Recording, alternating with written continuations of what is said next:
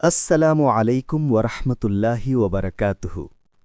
রমজান মাস এলেই আমাদের মনে একটা প্রশ্ন ঘুরে আসে, যদি শয়তানকে এই মাসে বেঁধে রাখা হয় তাহলে আমরা তবুও গুনাহ করে কিভাবে? ছেলেমেয়েরা মারামারি করে, মানুষ মিথ্যা বলে, রাগ করে, এগুলো কি শয়তান ছাড়াই হচ্ছে? আজকের এই আলোচনায় আমরা হাদিসের আলোকে এই প্রশ্নের গভীরে যাব। ইনশাআল্লাহ আজকের পর এই বিষয়ে আপনার মনে আর কোনো সংশয় থাকবে না। চ্যানেলে নতুন হলে এখনই সাবস্ক্রাইব করুন এবং বেলটা প্রেস করে রাখুন, কারণ এই রমজানে আমরা এরকম গুরুত্বপূর্ণ অনেক বিষয় নিয়ে কথা বলবো। চলুন শুরু করি। বিসমিল্লাহির রহমানির রহিম। প্রথমেই আসি মূল হাদিসে। রাসূলুল্লাহ সাল্লাল্লাহু আলাইহি ওয়াসাল্লাম বলেছেন, যখন রমজান মাস আসে জান্নাতের দরজাগুলো খুলে দেওয়া হয়, জাহান্নামের দরজাগুলো বন্ধ করে দেওয়া হয় এবং শয়তানদেরকে শিকলে বেঁধে দেওয়া হয়। সহি বুখারি ৮৮৯৯, সহি মুসলিম ১০৭৯। আরেকটি বর্ণনায় এসেছে, রমজান মাসে মারিদ শয়তানদের শিকলে আবদ্ধ করা হয়। সুনানে নাসাই, সহি ইবনে খুজাইমা। এখানে দুটো গুরুত্বপূর্ণ শব্দ লক্ষ্য করুন। প্রথমত, সুফফিদাত, শিকলে বাধা। এটা একটা বাস্তব ঘটনা, রূপক নয়। দ্বিতীয়ত, মারিদ, বিশেষ ধরনের শয়তান। সব শয়তান নয়, বরং সবচেয়ে শক্তিশালী, বিদ্রোহী, অবাধ্য শয়তানগুলোকে বাধা হয়। তার মানে এই হাদিসটা বুঝতে হলে আমাদের জানতে হবে, শয়তান কি একটা সত্তা নাকি অনেক? এটা অনেকেই জানেন না।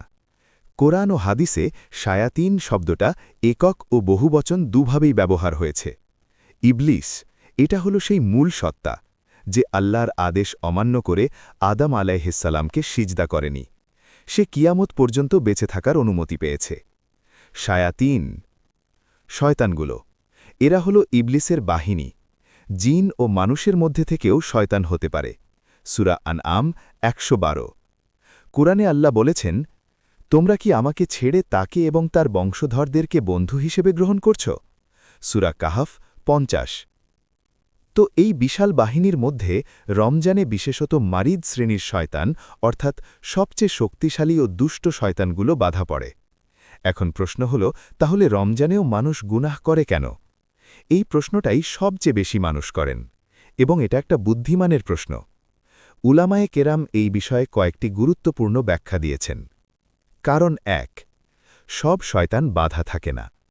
ইমাম ইবনে হাজার আসকালানি ফাতহুল বারিতে বলেছেন, হাদিসে বলা হয়েছে মারিদ শ্রেণীর শয়তান বাধা হয়। ছোট বা কম শক্তিশালী শয়তান এখনও সক্রিয় থাকতে পারে। পুলিশ যদি কোনো শহরের সব বড় গ্যাং লিডারকে গ্রেফতার করে, তাহলেও শহরের ছোটখাটো অপরাধ বন্ধ হয় না, কিন্তু বড় সন্ত্রাস কমে যায়। কারণ ২, নফস, ভেতরের শত্রু। রসূলুল্লাহ সাল্লাল্লাহু আলাইহি ওয়াসাল্লাম বলেছেন, তোমার সবচেয়ে বড় শত্রু হল তোমার নিজের নফস, যে তোমার পাঁজরের মধ্যে আছে। মিশকাত। শয়তান বাধা থাকলেও লোভ, হিংসা, অহংকার, রাগ, কুপ্রবৃত্তি এগুলো কিন্তু আমাদের ভেতরেই আছে। একটু ভাবুন, আপনি যখন রমজানে রাগ করেন, সেটা কি কেউ উস্কে দিয়েছে, নাকি নিজের ভেতর থেকেই উঠে আসছে? শয়তান যা করে সে হলো এই আগুনে ঘি ঢালে, কিন্তু আগুনটা সে জ্বালায় না, আগুন আমাদের ভেতরেই আছে। কারণ ৩, রমজানের আসল পরীক্ষা এটাই। আল্লাহ এই মাসটাকে তাকওয়া অর্জনের মাস বলেছেন। তোমাদের উপর সিয়াম ফরজ করা হয়েছে যাতে তোমরা তাকওয়া অর্জন করতে পারো। সূরা বাকারা ১৮৩।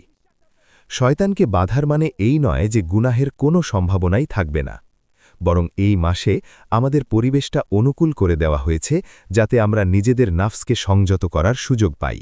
শয়তান বাধা পড়লে কি ফায়দা হয় সেটা বুঝতে হলে ভাবুন, শয়তানের কাজটা আসলে কি।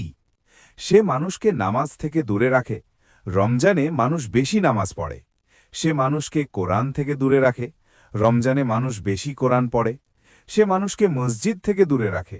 রমজানে মসজিদ পূর্ণ থাকে। সে মানুষকে সাদকা থেকে বিরত রাখে। রমজানে মানুষ বেশি দান করে। দেখুন, পরিবর্তনটা আমরা নিজেরাই অনুভব করি। রমজানে ইবাদতের দিকে ঝোঁকটা কত বেশি।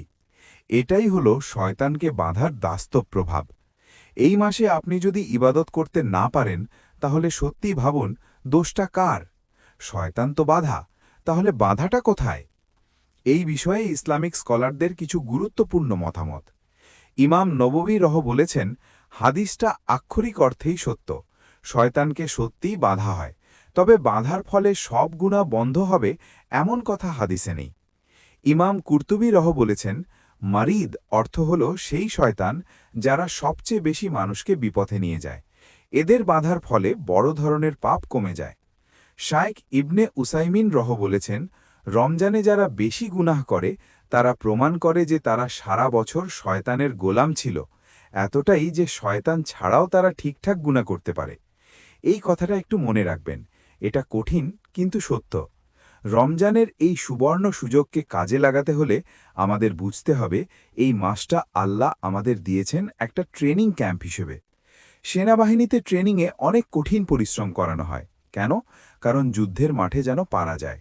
রমজানে শয়তানকে বাধা হয় যাতে আমরা নফসের সাথে যুদ্ধটা একটু সহজ পরিবেশে শুরু করতে পারি।